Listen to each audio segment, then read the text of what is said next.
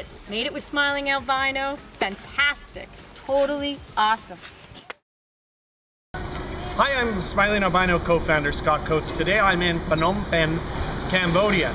This city in the 60s was one of the real jewels of Southeast Asia. It was designed by the French, but the Khmer Rouge, of course, took over in 1975. Then you had 4 years where people were literally driven out of this city. It was left to ruin.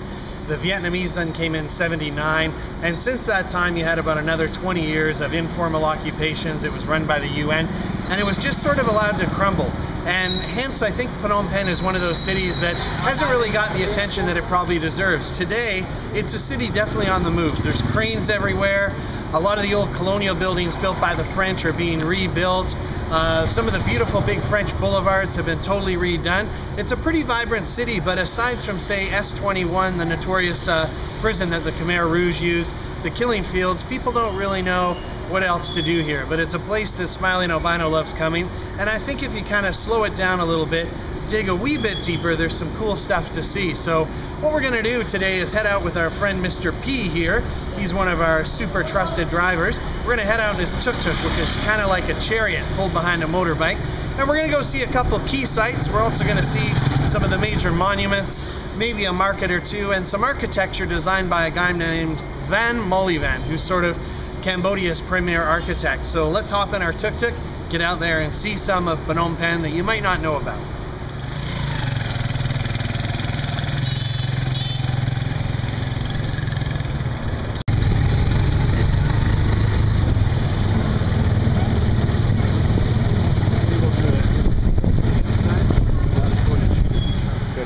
The Central Market, and as the name indicates, we're right in the center of Phnom Penh.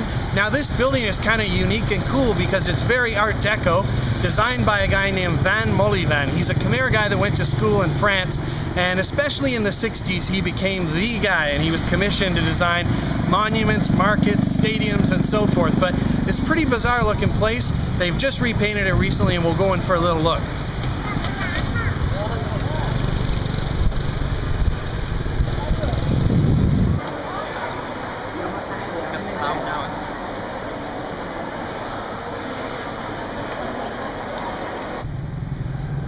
One of the results of colonization in Vietnam, Cambodia, Burma, or Myanmar as it's known now, is that you are left with European architecture, something that a place like Thailand doesn't have a lot of. And Phnom Penh has a lot of great examples. I mean, a lot of them are now decrepit, kind of beat up, but I'm standing right in front of Raffles Hotel, Raffles Le Royale, and it was abandoned for quite a number of years, and in the late 90s, they refurbished it, and it's a pretty awesome example of beautiful colonial architecture, and we'll go see a few today, but it's really a gorgeous building, and these kind of things are all over the city.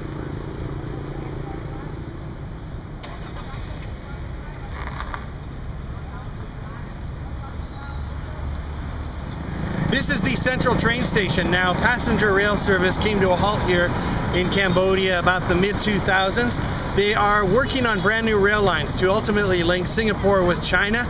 Apparently in another 10 years it's all going to be ready to go. But this train station is again a pretty neat combination of Art Deco, colonial, and it's just recently been repainted and refurbished by the Asia Development Bank.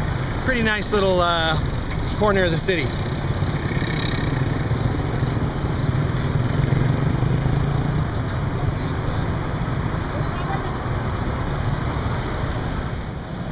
I'm in front of Independence Monument. Now this is at the top of one of the main boulevards in Phnom Penh. This is another work by Van Mollyvan, and it celebrates independence from France by the Khmers, and it's a real gathering point, serves as a big traffic circle. Pretty interesting looking, and recently in the last few years they added a light and water show, and I guess they interviewed Van Mollyvan. They said, what do you think about the light and water show? And he said if I'd wanted a light and water show I would have put it in when I designed it. But it's a real focal point of the city, and Prime Minister Hun Sen's house is a nice big one right next to Independence Monument. Here we are at Wat Panom. Now the name Phnom Penh, Panom means hill, and Penh was a woman who a gazillion years ago, I don't want to bore you with dates, founded this city. And the Mekong, or the Tonle Sap and Mekong rivers are just a few hundred meters from here, and she came from the river, up to really what is Phnom Penh's only hill, and she placed a Buddha image up here, and that was the founding of the city. So Panom being hill, Pen named after the woman, and this is Wat Panom, or the temple at Panom Hill, and there's a stupa on top. This is kind of a big traffic circle, a meeting point, a lot of people hang out here, and it's also the home of Phnom Penh's only elephant.